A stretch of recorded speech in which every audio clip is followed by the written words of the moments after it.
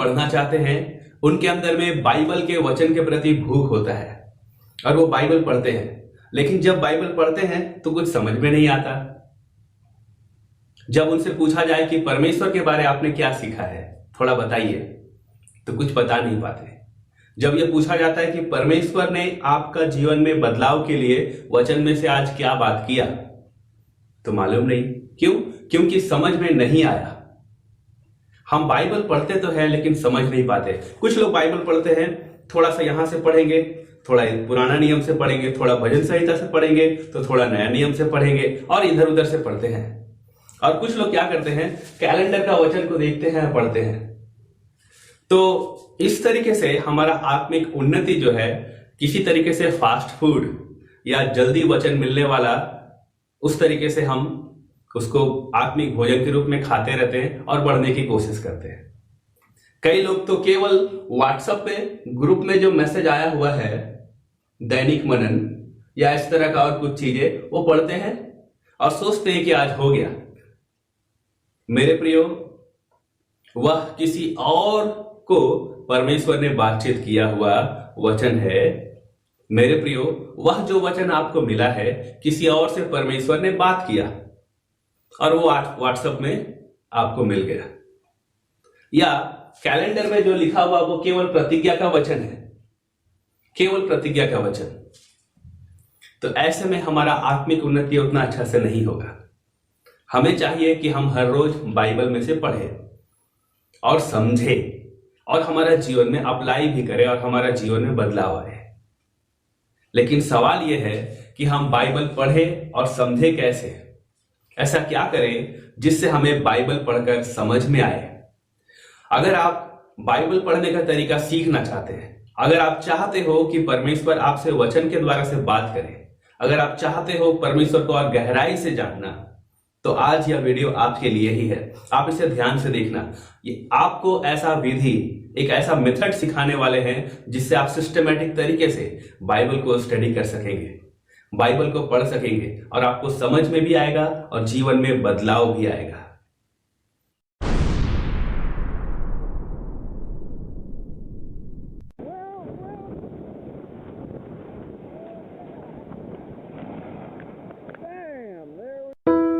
दोस्तों, जरा सोचे, यह पेड़ दूसरे पेड़ों की तुलना में इतनी जल्दी आसानी से क्यों गिर गया? ओह, कारण यह है पेड़ का जड़। जी हाँ, इस पेड़ का जड़ मजबूत नहीं था और जड़ अधिक गहराई तक नहीं गया था। इसी तरह से हमारे आत्मिक जीवन की मजबूती जड़ पर निर्भर करती है। आखिर क्या है वो जड़?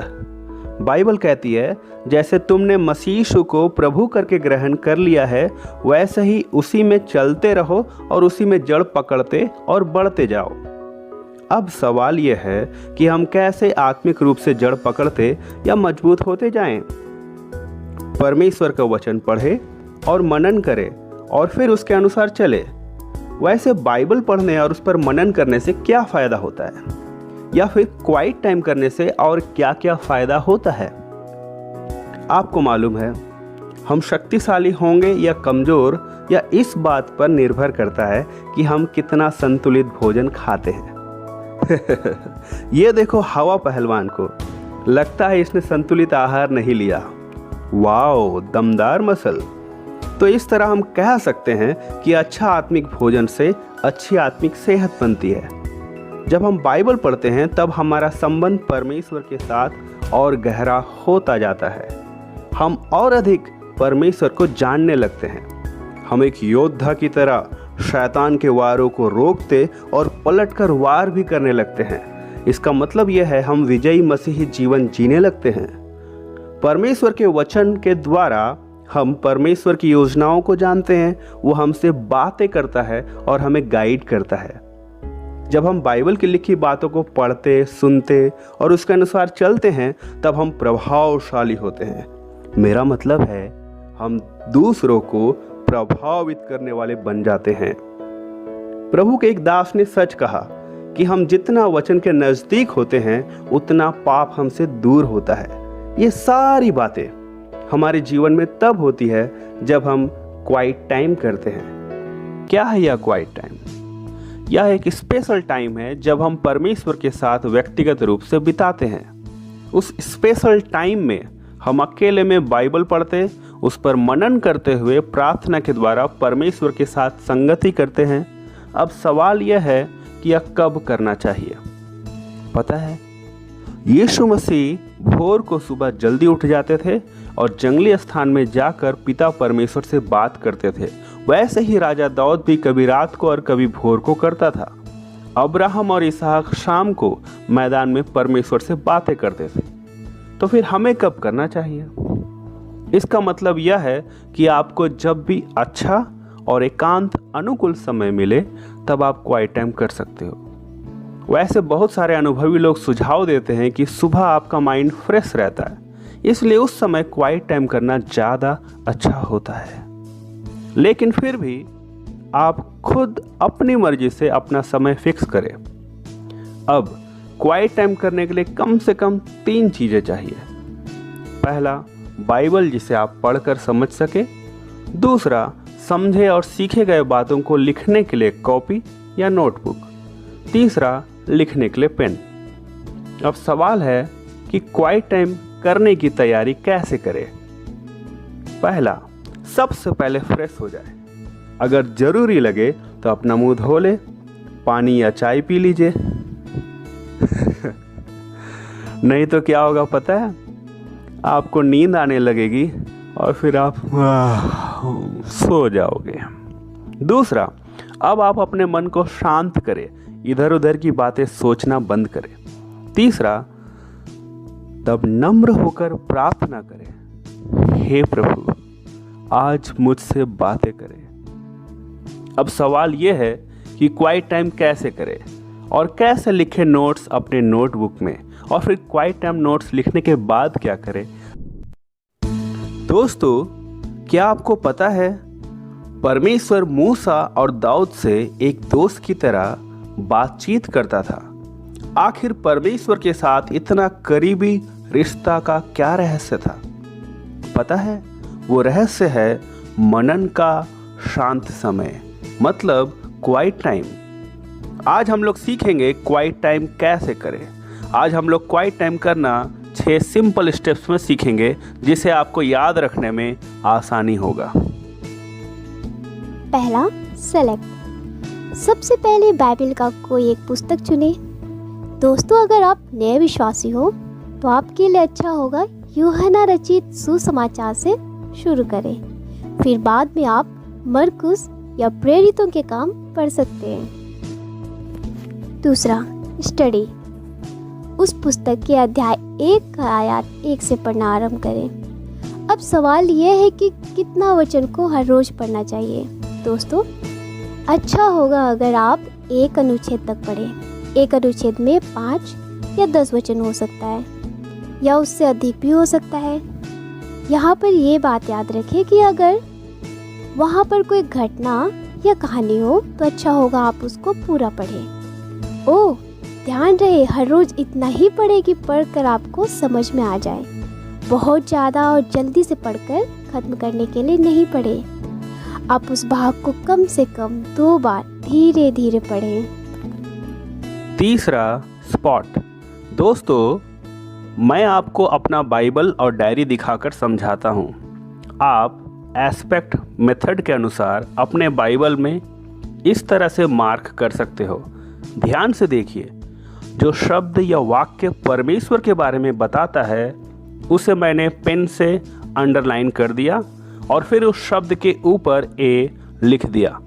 फिर जो पाप के बारे में बताता है उसे एस का निशान लगा दिया।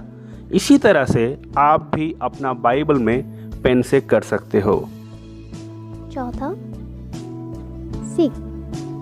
पढ़ने के बाद आप कुछ सवालों के जवाब को उसी अनुच्छेद में खोजें। क्या यह परमेश्वर के बारे में कोई नया विचार है? मतलब यह कि परमेश्वर का चरित्र और उसके गुणों के बारे में, जैसे प्रभु यीशु प्रेम करते हैं इत्यादि। क्या यहाँ कोई पाप के बारे में लिखा है जिसे मुझे अंगीकार करके छोड़ना है? उदाहरण के लिए, मैं प्रभु में बना हुआ नहीं हूँ। क्या यहाँ परमेश्वर मुझसे कोई प्रतिज्ञा कर रहा है जिसे मुझे दावा करना है। उदाहरण के लिए, यदि तुम मुझ में और मेरी बातें तुम में बनी रहे तो जो चाहो मांगो वह तुम्हारे लिए हो जाएगा। क्या यहाँ कोई उदाहरण है जिसका मुझे अनुसरण करना है? यह दो तरह का होता है, पहला गलत उदाहरण और सही उदाहरण। ध्यान रहे, केवल सही उदाहरण के अनुसार चले। क्या यहाँ परमेश्वर मुझे कुछ करने के लिए आज्ञा दे रहा है, जैसे तुम मुझ में बने रहो? क्या यहाँ मेरे सीखने के लिए कोई नया विचार या शिक्षा है? क्या यहाँ मेरे लिए परमेश्वर की कोई चेतावनी है, जैसे यदि डाली दाखलता में बनी ना रहे तो वह सूख जाता है? हुआ स्क्रिबल डाउन, फिर उसे अपनी कॉपी या नोटबुक में लिख ले। और हाँ, एक बात का ध्यान रखे कि कभी कभी ये ज़रूरी नहीं कि सारे सवालों के जवाब मिले, क्योंकि कभी केवल कुछ ही प्रश्नों के उत्तर आपको मिलेगा तो कभी सारे प्रश्नों के उत्तर मिल जाया करेंगे। ये देखो, मैंने इस तरह से अपना नोटबुक में लिखा है ASPECT। याद रहे, यह आपका अपना व्यक्तिगत नोट्स है, इसलिए उसमें मैं, मेरा, मुझे इस तरह के शब्दों को लिखे, क्योंकि आपको परमेश्वर ने व्यक्तिगत रूप से सिखाया। छठवां, अब लिखने के बाद क्या करें? स्पीक। आपने परमेश्वर के जिन चरित्र और गुणों के बारे में लिखा है, उन गुणों को ध्यान में रखकर उसकी महिमा करें। अगर आपको लगता है कि आपने कोई पाप किया है तो उसे परमेश्वर के सामने अंगीकार करें और माफी मांगे। अगर कोई प्रतिज्ञा हो तो आप परमेश्वर से उस बातों को अपने जीवन में करने के लिए निवेदन और दावा करें। परमेश्वर से अन्य बातों के लिए भी प्रार्थना करें। अच्छा होगा अगर आप क्वाइट टाइम में सीखी गई बातों को अपने मेंटर या दोस्तों के साथ शेयर करें।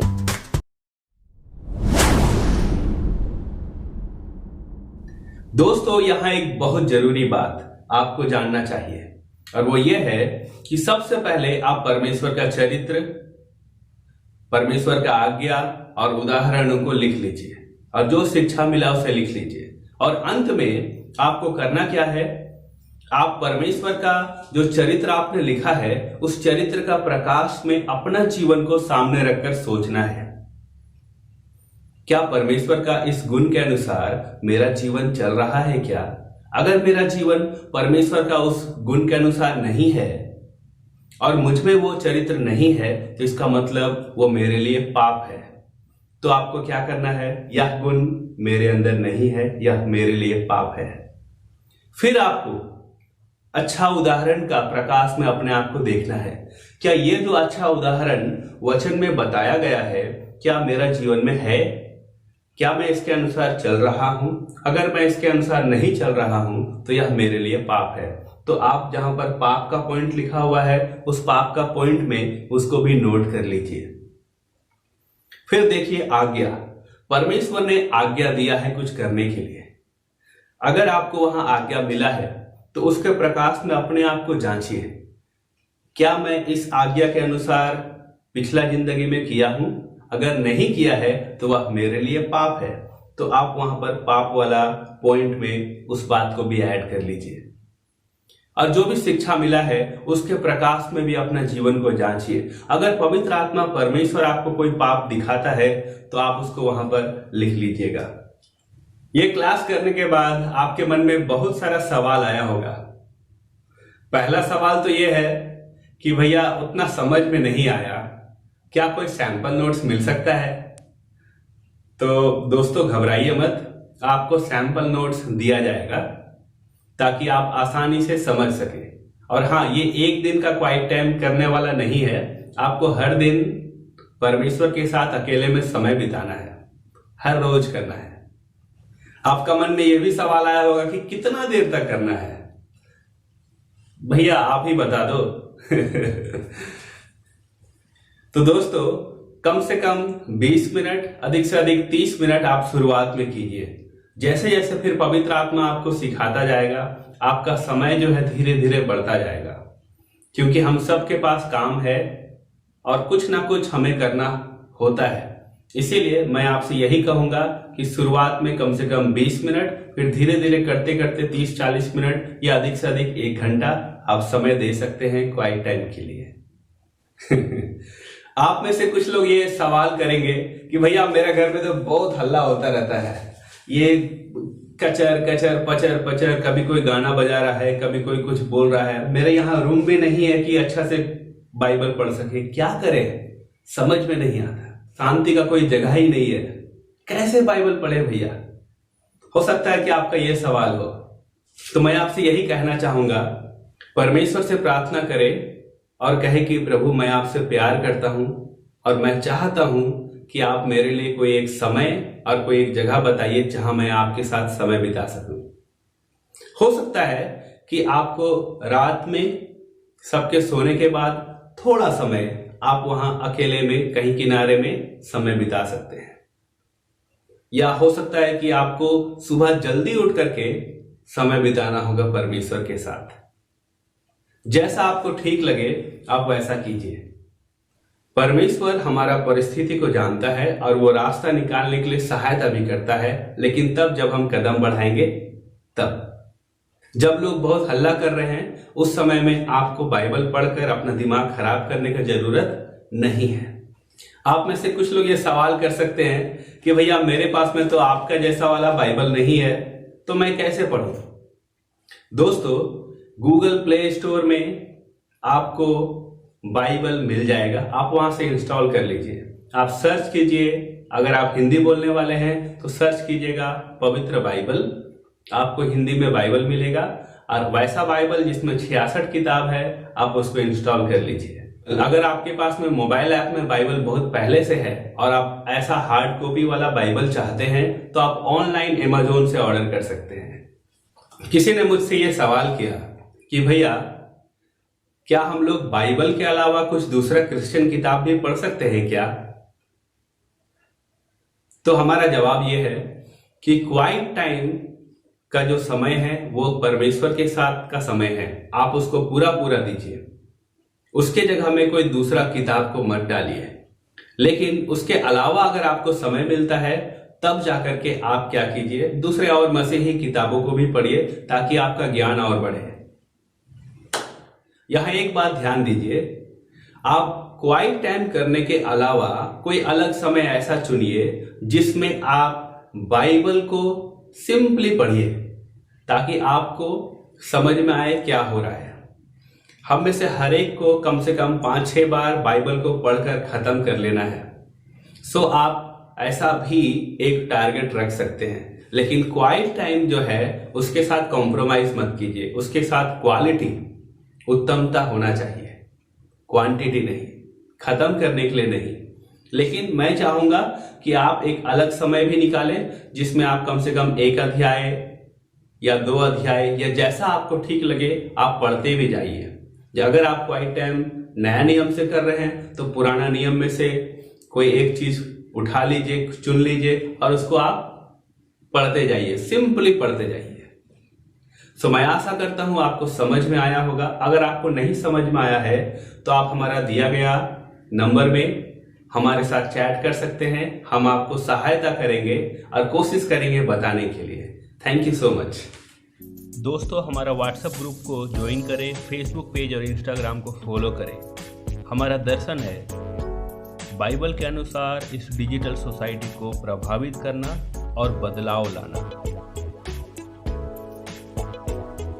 हम लोग कुछ फ्री सर्विस देते हैं, जैसे क्वाइट टाइम बाइबल पढ़ने के बारे में सिखाते हैं, discipleship training course, prayer support, Christian counselling, topical videos in YouTube. हम लोग कुछ क्रिश्चियन बुक्स, मूवीज और टी शर्ट रिकमेंड करते हैं। आने वाला है क्रिश्चियन डॉक्ट्रिन जो हमारा विश्वास का नींव है। क्यों हम झूठे प्रचारकों के शिक्षा में भटक जाते हैं? क्यों हम विश्वास में मजबूती से स्थिर नहीं रह पाते?